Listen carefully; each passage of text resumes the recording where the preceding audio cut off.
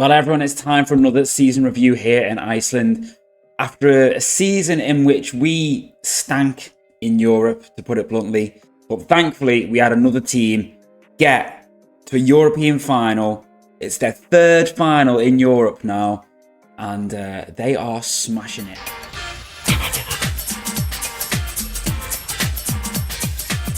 Yeah, everyone, it's time to look back on another season, a relatively uninspiring season from our point of view. As I said, we were not good in Europe.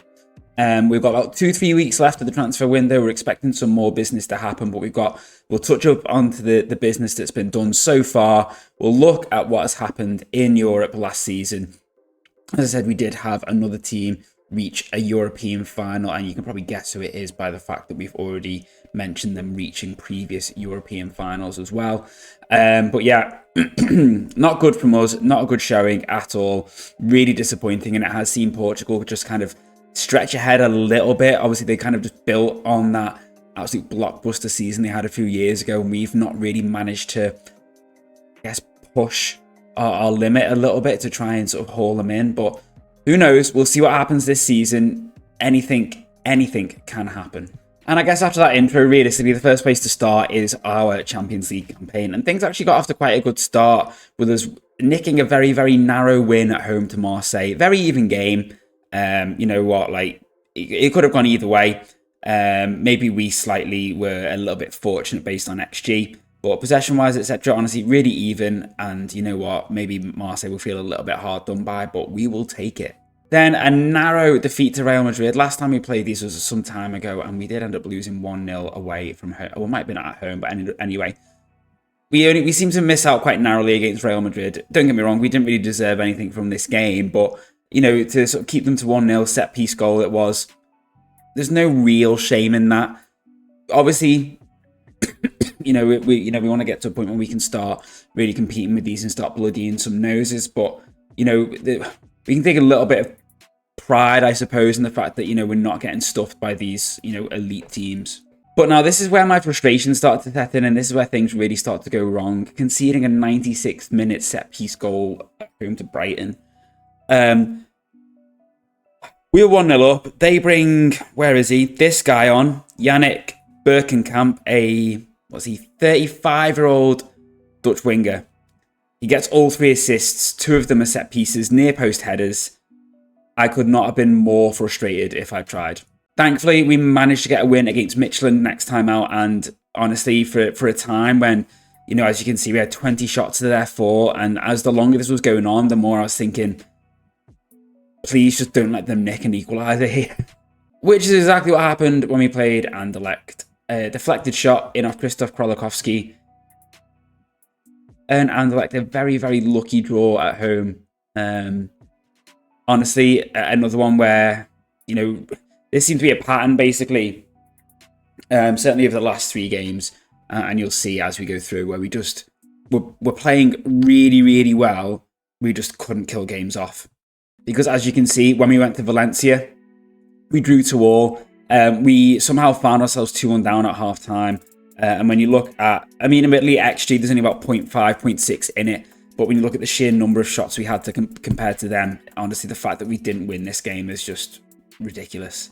And then lo and behold, when we actually outplayed Man City at home for the first time and us playing them, they had more possession, but we had better XG, more shot.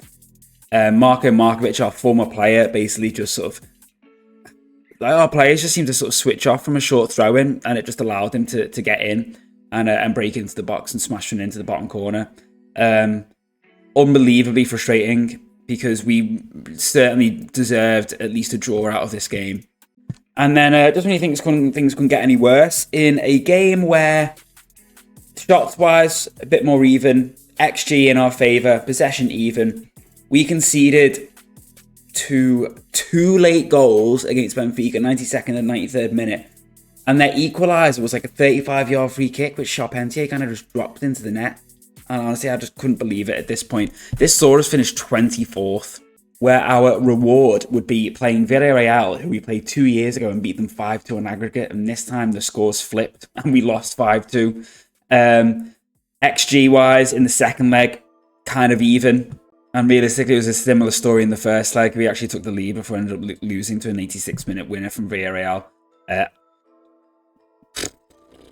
don't know what to say. I really don't know what to say.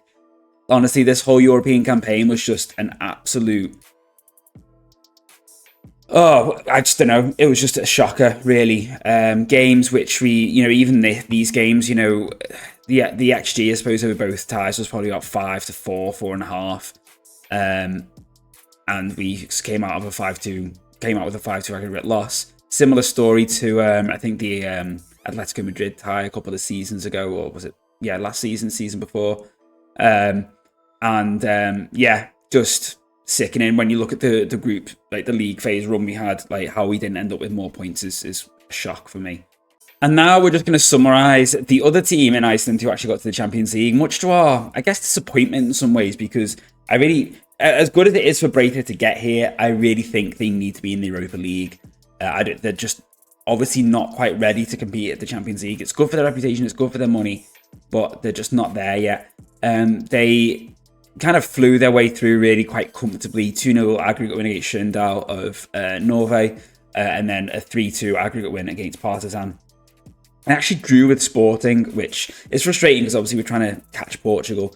And then drew with Hibs as well, a 93rd minute equaliser for Hibs. And when you actually see the table, which I'll show you after this, I didn't want to show you the table after our performance because it would have given the game away. You'll see how costly this 93rd minute equaliser was. They then lost 2-0 to Milan away, no shame. Lost 2-1 at home to Chelsea, again, no shame really. Same with losing 2-0 away to Breither. Eagle-eyed, if you will notice, a former player of ours is there. We'll touch on transfers in a bit. But then beating Lyon 2-0 at home, and then beating Monaco 2-1 away before losing to Villarreal 3-2 at home. Let me just show you the table now and you'll see what I mean. Because believe it or not, if they had have got those points against Hibs, they potentially could have actually knocked us out. Potentially. Because they missed out on goal difference at our expense. We got through on goal difference at their expense. Is probably the better way to phrase it. If they'd have got that win against Hibs, they'd have finished on 10 points, and that could have actually seen us drop out, which is quite crazy to see. Gutting for them, really. Sporting missing out was great, but Porto and Benfica going through, obviously less good, especially when we basically handed Benfica 3 points.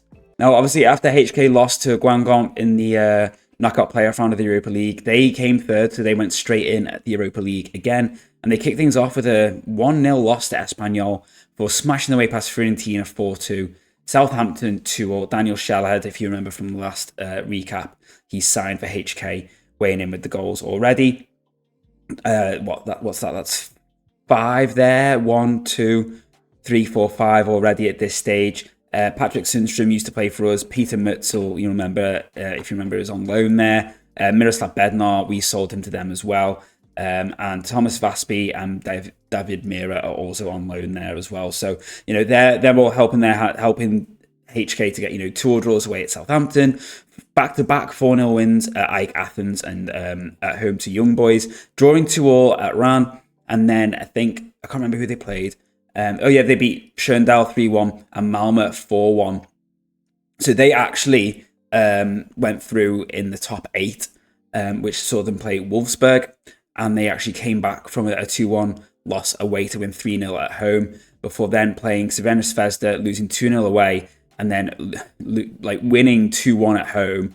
But given that penalty away, they'll be absolutely sick with that, because that would have seen them go through.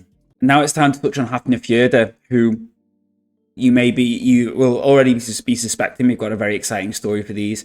So they came 4th, so they went in at the qualifying round, came 4th in the league last year. And it was 3 of our former players. At this point, Cavan Chara might have still been on loan from us, but he does now play for them permanently.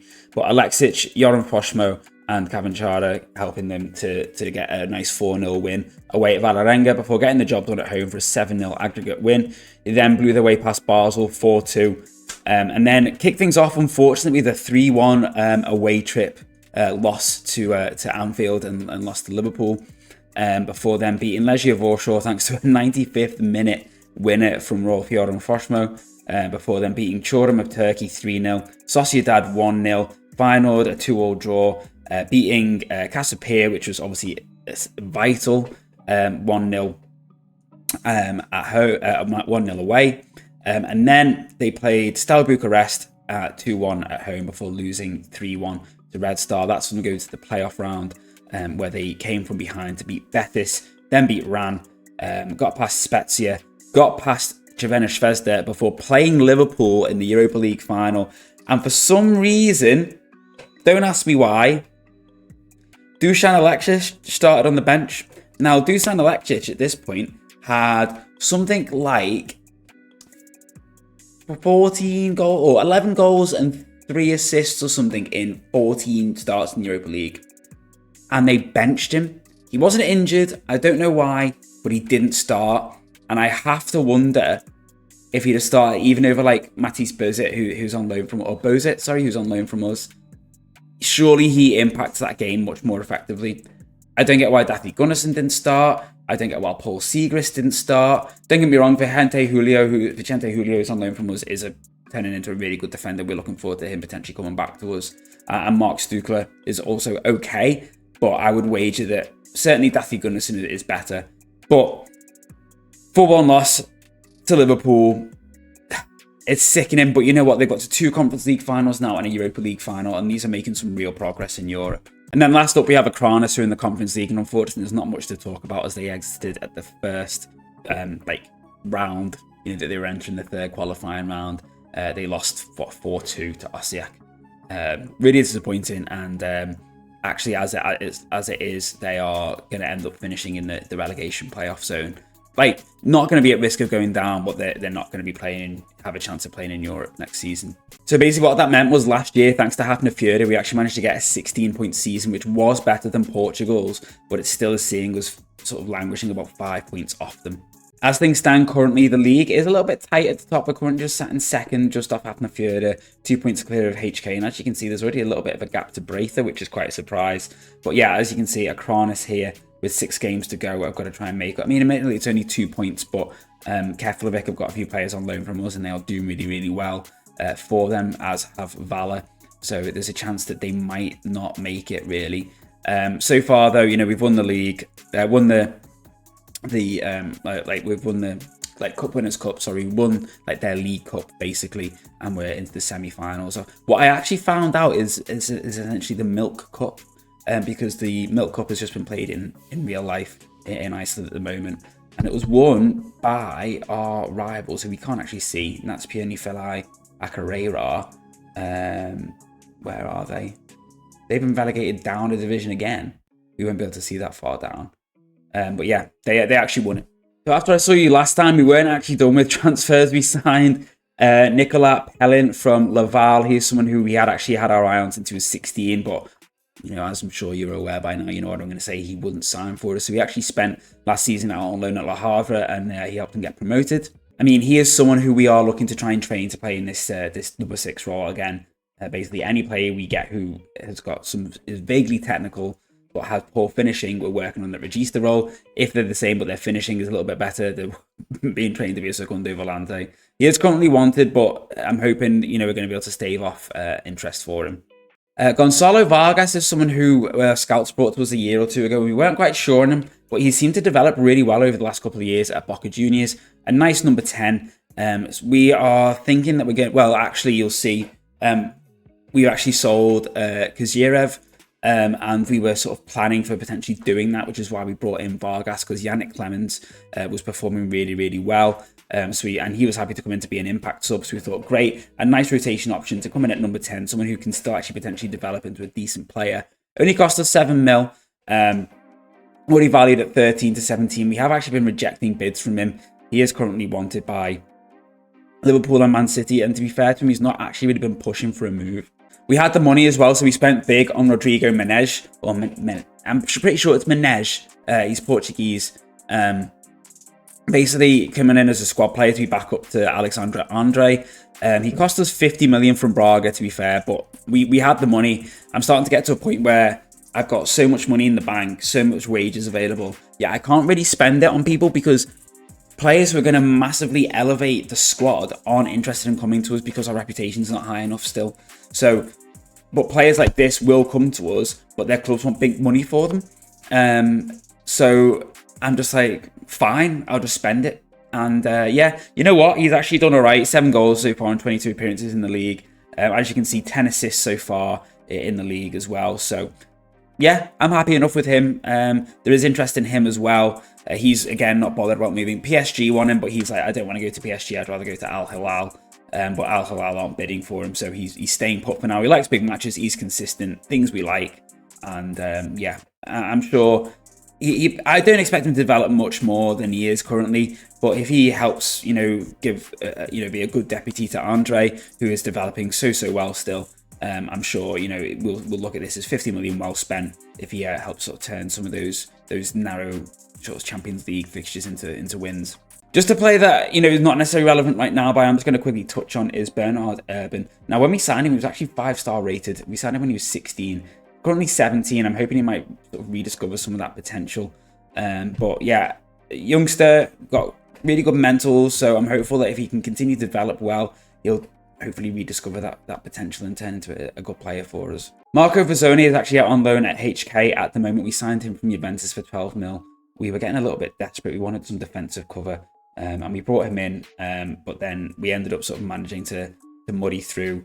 And he's now gone out on loan to HK. And to be fair to me, he's doing quite well there. Average rating of 7.02 in the league so far. So yeah, he'll join fellow Italian Massimo Abaronchi out on loan at HK.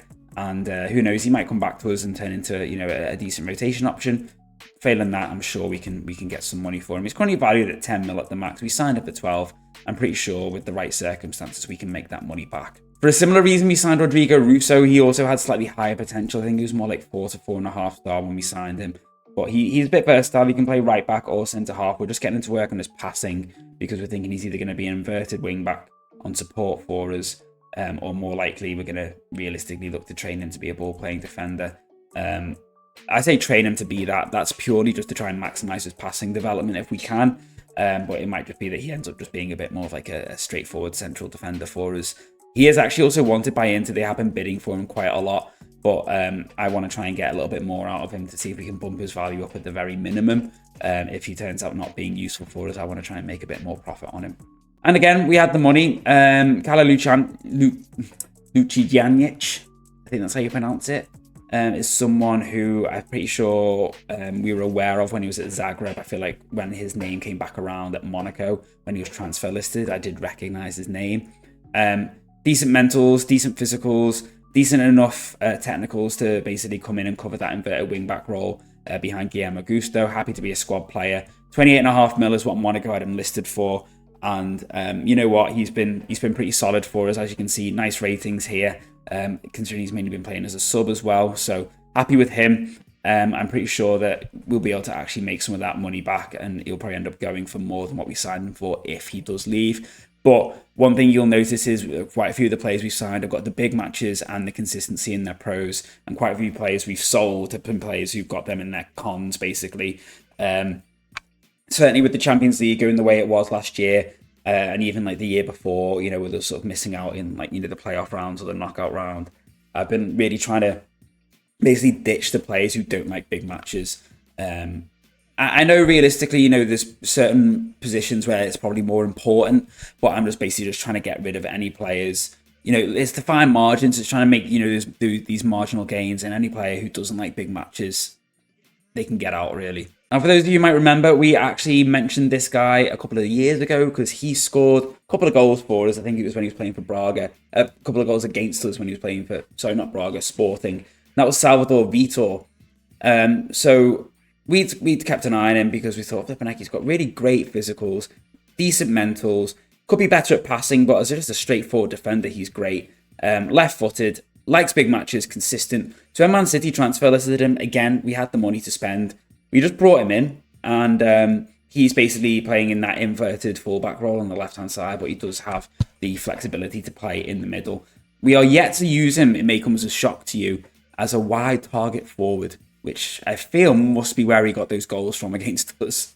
Now we move on to the outs, and after Shell had left, which was the last out we touched on, the next one to go out the door was Eduardo Renteria. Now, we had, unfortunately, had to promise him that we would sell him if we received a bid of 10 million. This was in the January, by the way,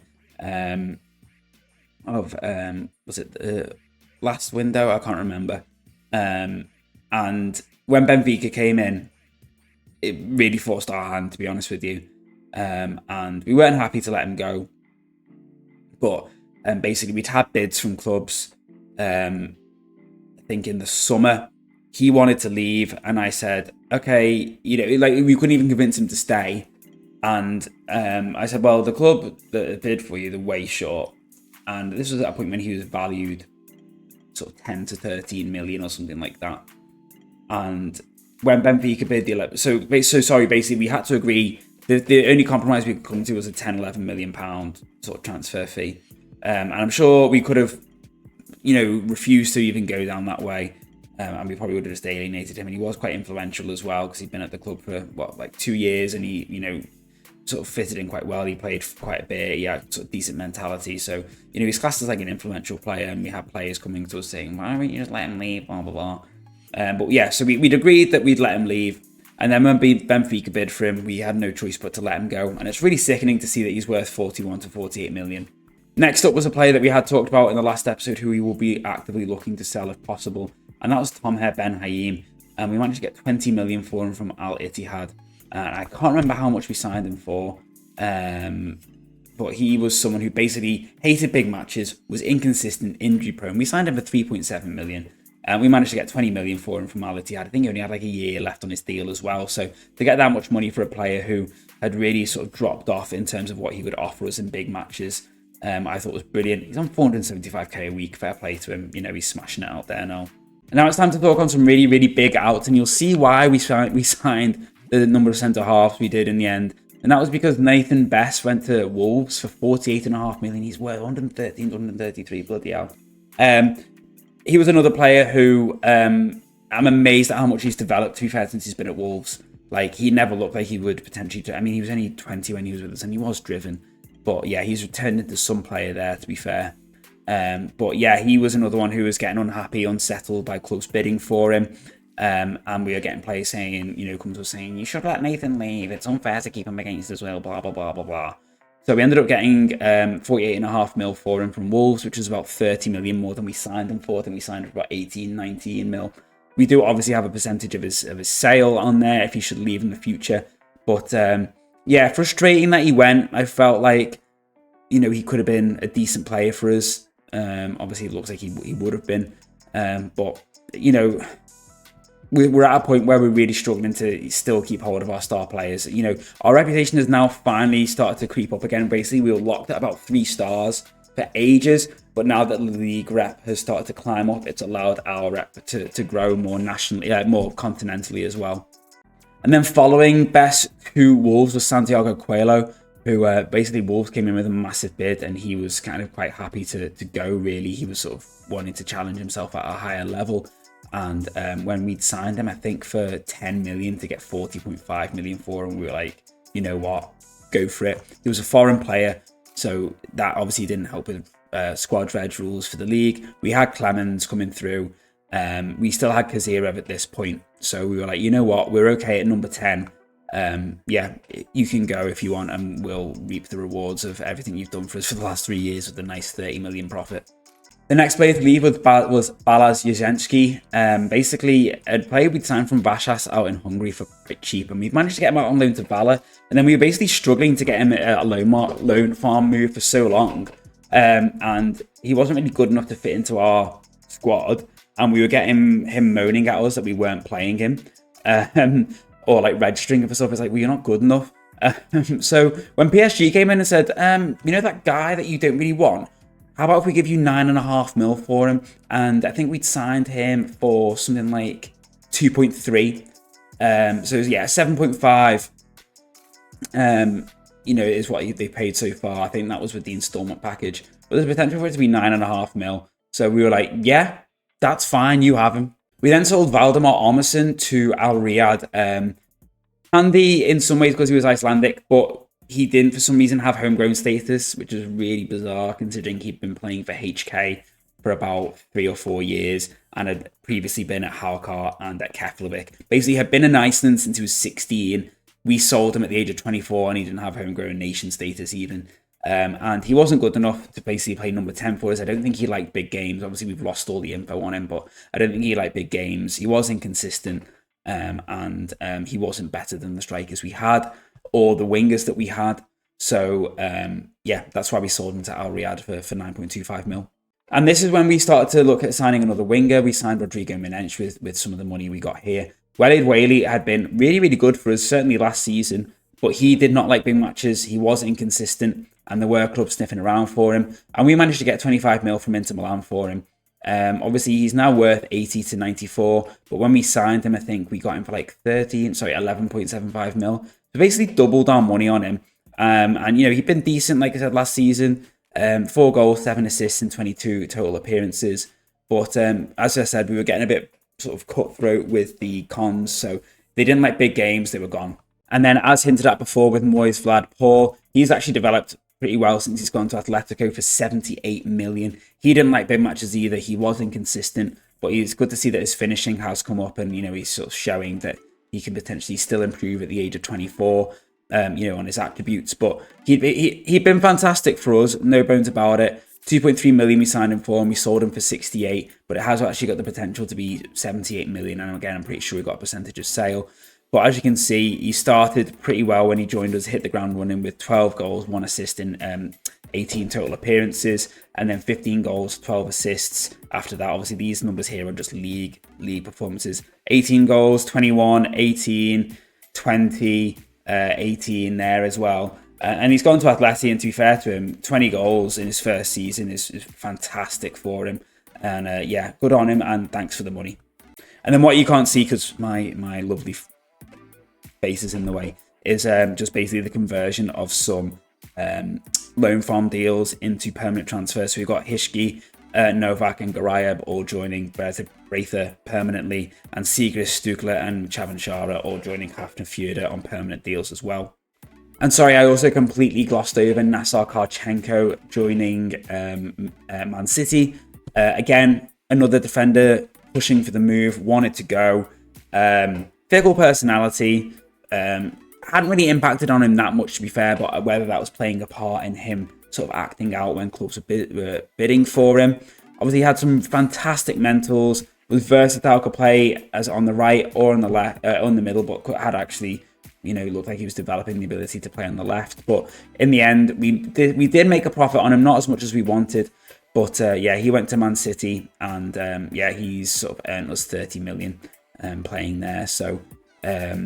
And yeah, we signed him for 21.5. So disappointing, but also he did count as a foreign player as well. So, you know, it was good to kind of get him kind of out the way to free up spaces for some of our better sort of foreign players. So that was last season, which saw us make a sort of net loss, I suppose, of 115 million. But this season has been a bit of a different story. Because as you can see, 72 million in and 184 out. The main ins really have been a couple of free signings and one defender who we're actually really, really pleased with. So free signings have been Wesley Cavalcante, who we're training again, plays number 6. And yeah, free signing from Flamengo. You can't really say no to that when you've got someone who's got this potential from, you know, certainly when you look at the mentals to turn into a decent player. 4-star, 2-star current, hopefully 4-star. So at the very least, realistically, we should be able to sort of move him on for a profit. Robson Luiz is another one who we brought in from Brazil, this time from Atletico Mineiro. Yeah, looked really, really good. Already happy to play as a number 6, but can also play as on the right. And we will be looking to use him as a backup inverted wing back if needed. But he is going to, again, sort of try and learn to play that more technical DM role, probably of a regista. Yeah, we'll see how he comes on. But yeah, 14.5 mil release clause. And if he can even get close to that 4.5-star potential, we'll be very happy. Just randomly to show you the very interesting name, Joe Apples, the Italian-American who was born in Lecce, I believe in Italy. He was actually on the next gen list and he was a free signing, having been released by Atlanta United. He's out on loan at Hafner Fjorda, 19 years of age, perfectly solid defender.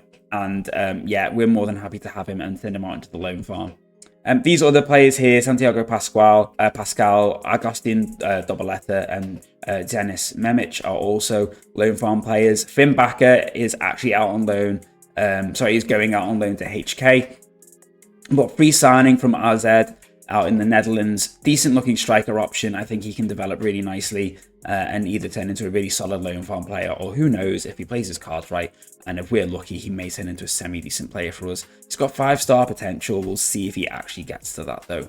Now, the main signing of the window so far is Sultan Al Shamrani coming in from Man United. I actually think he was transfer listed, to be fair. I can't really remember, to be honest with you. But yeah, he's coming in and he's going to basically be our new libero on defend. It doesn't really matter that his dribbling's not great. He actually already had this natural affinity at the 2.5-star for that role. He's still only 21. The Saudi English national has come in and so far, very, very happy. Admittedly, he's only played 2 games for us, but 7.8 in his first game in the league. Brilliantly technical, good tackling, good technique, good passing. If he can continue to develop, work on some of these mentals, I think we can be very, very blessed to have him. As you can see, his value's already doubled as well. So, brilliant to have him in. And the last other signing to talk about is Niquinho, who's coming from Bragantino out in Brazil. With his passing and his tackling, we are basically getting him to work on being an inverted wing back on the right-hand side. 7 mil release clause, and he's basically coming in the hope that we can train him up to play this role for us, just so we've got another option there. Because there is interest in Guillermo Augusto still periodically, so I would expect him to potentially leave at some point if we're unlucky enough to have to sell him. Who knows, maybe Niquinho can turn into someone who's semi-decent. He's got a lot of work to do, but we'll see. Failing that, I reckon we could potentially at least get our money back on him. There's been a few outs prior to the one of Mikko Serbi, but they were mainly just sort of youth, like loan farm players who we hadn't really seen much of, players that we just managed to get a bit of money for. Actually, turned a profit on some of them. But he had been out on loan at Akranis, done really well. For some reason, they sent him back. But it developed a complete aversion to big matches. And then when Stad Ryan came in for him for 21.5 mil, he's now worth 51 to 75. Again, we have a percentage of sale. We signed him from, who was it? Was it AAB? No, BK Frem for 1.5 mil, and we sold him for 19. But it's a potential to be 21.5. He was never going to be someone who was going to be an option for us, with him not liking big matches, really. We have better options in his position already. To get that profit for him was fantastic. And a player we had no intention of selling, really, was David Gomez. But he basically kicked up a fuss once we started getting bids coming in the January. And in the end, we ended up selling him to Benfica for 30 million. And we'd signed him, I think, for 14.5, I want to say, 12.5. He'd done well for us in the time he'd been with us. What's that, 11 goals in all comps. Done pretty well in the Champions League, but yeah, he kicked up a fuss when clubs started bidding for him, and it was like, right, okay, I can't be dealing with your drama. You're a good player, but fine, if you want to go, go. I'm just going to touch on a couple of other little players, like Michel Mulder, someone we'd signed, I think, from Valve, was it? Or Sittard, for 6.5 mil. Premier League clubs were coming in for him. He wanted to go. We sold him to Arsenal for 9 million. There's not much else to say about that, but you'll see why this is kind of important in a bit. Same with Vegard Thursson. Signed him from Vålerenga for 2.6 mil, sold him to Sunderland for 4 mil. He'd not really done much out on loan at HK. Decent enough player, but, was never going to be a first team. He was only really a loan farm option for us.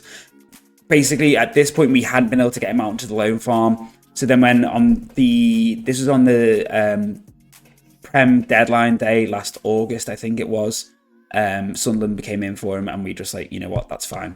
When Freiburg bid for Nikolai Popov, he wanted to go, and we personally didn't really see much benefit for a player of his ability that he was at, and I think he was another one who was either inconsistent or wasn't a fan of big matches.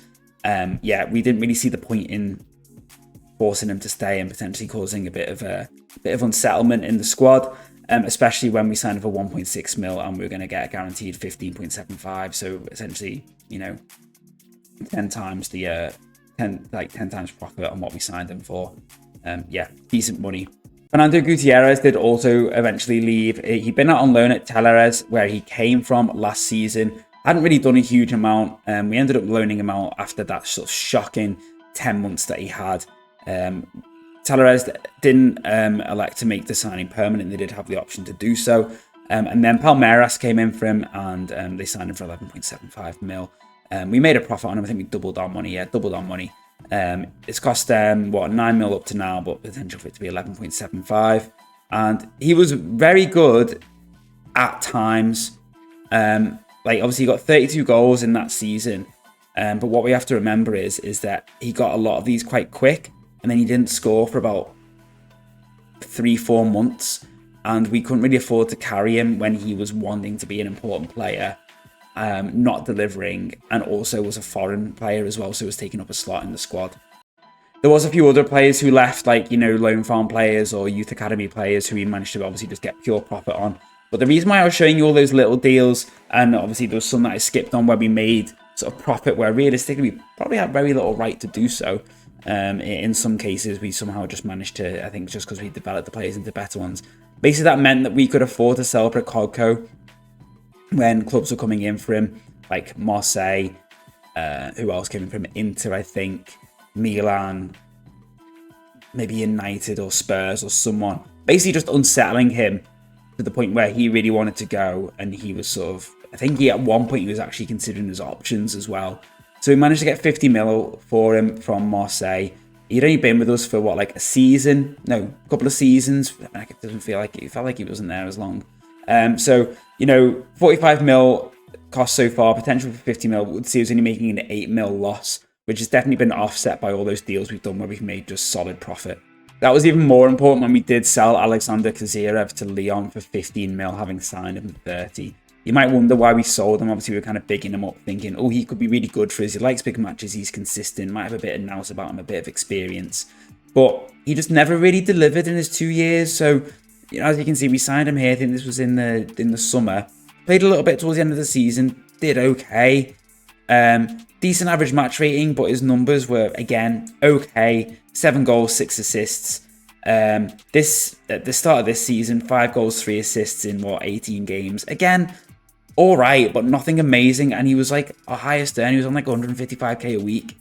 And I just didn't see the point in keeping him when we had Clemens, who was performing better than him. We had Vargas coming through. It just didn't make any sense to keep him. And then we asked the agent, and he was they were like, Lyon will bid for him. And I was like, fine, you know what? See what they want and see what they want to bid for him, and let's just go for it. And that was another deal which, like I said, was offset by selling Yasuaki Takeuchi. So you may remember we signed him, someone basically just to be an option in and around the squad. Lack of big matches, we were he's probably never going to be that useful to us, in the big games. But he ended up actually going out on loan to Inter last season, just because with him being foreign, and at the age he was, we couldn't even get him, not like they had the potential to be homegrown. We ended up actually just loaning him out to them. He did well enough for them, and then they bought him from us for 14.75 mil. I think it was up front with, installment package basically, which might see it go up to 16.5. We signed him for 5. They paid 1 million to loan him off us, and then they're basically giving us at least 16 million for him now, with the loan fee and the potential for it to be more. And nice, easy, quick turnaround of profit on him.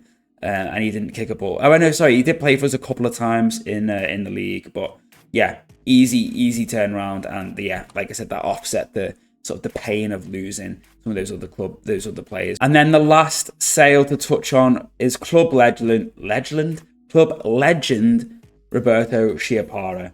Free signing from, I believe it was Milan, Udinese. Udinese. He had been at Milan, that was it. And he came to us saying, I think it was in the March, saying, listen, I feel like I've achieved everything I can here. I want to move on for a new challenge. And I was like, you know what? You're 33. Charpentier is basically taking your place anyway. That's fine. Go for it, mate. And, you have my blessing, basically. So an absolute legend of the club who'd been here for so long, developed into an absolute elite keeper, had some absolute defining moments in Europe, in helping us develop. And again, it was a free signing, 7.25 mil to Anderlecht, so it was a great bit of profit as well. But yeah, absolute legend. We managed to get him to declare for Iceland while he was with the club as well. And fair play to him. But financially, we're pretty solid. 157 mil in the bank, 157 million transfer budget, plenty in the wages. And as I said, there are some other players who potentially look like they are going to be leaving as well, which we will obviously then touch on next time. And like I said, the window is still open. So this is only going to get bigger, to be honest with you. This is only going to go up because, like I said, I'm struggling to really sign big, expensive players because they don't want to come to us. I've found plenty of players who I like the look of, and you speak to them like, yeah, sorry, your club's reputation's not high enough. We don't want to know. So it's really disappointing, but hopefully, you know, we're moving into season 22 now. Things are going to start coming up a bit more if we can keep progressing in Europe. But yeah, I think that's the main thing so far. Our youth intakes continue to suck. Absolutely terrible. Our head of youth is good. He's got everything's coming up. Millhouse there. Fairly loyal, but good continental rep. Our facilities are as good as we can get them. We can't ask the board to improve these anymore, like the youth facilities at the moment. The stadium is currently at 20k, but the board, we managed to get them to add another 2,000 seats onto it. And then, as I said, the club rep is actually finally starting to creep up to 3.5 stars now. With a bit of luck, if things continue to move, they will end up at 4 stars, hopefully in the next year or two. And those of you might have noticed, this guy is smashing the scoring charts. And this is Angel Hernandez. We signed him from Barcelona for 5.75 mil in 2042. He's then been out on loan at Braither for 2 years, and he's been absolutely ripping it up over there. And then for some reason, they didn't renew his loan deal.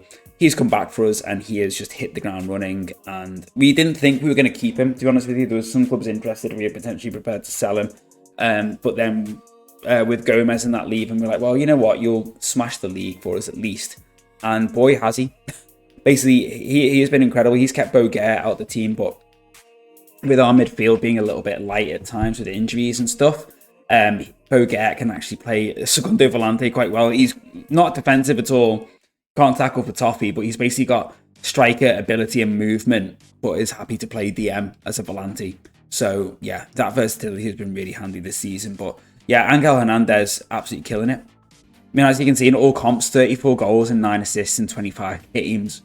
Ilya Jokovic killing it on the left wing. Menench and Andre doing really, really well. Andre, you might notice, says unregistered. That's just because he's been injured. So we just deregistered him just to fit some other players into the 11 for the time being.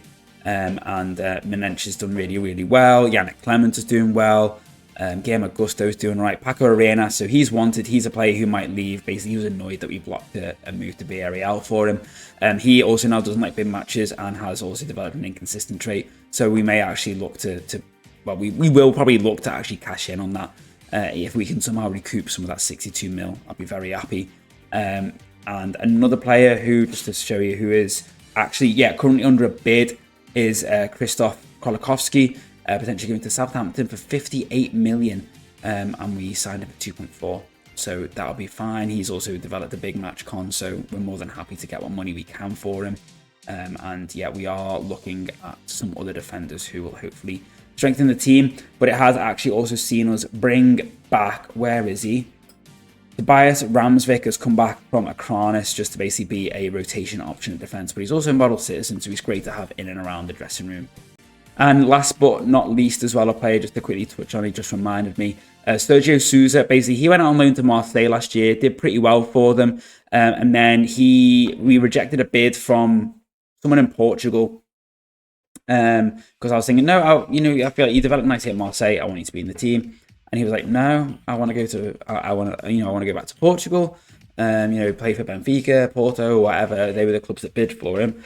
And then I was like, well, I kind of really want to keep you here. And he was like, no, I want to leave. And I was like, right, okay, whatever. Like, see you later.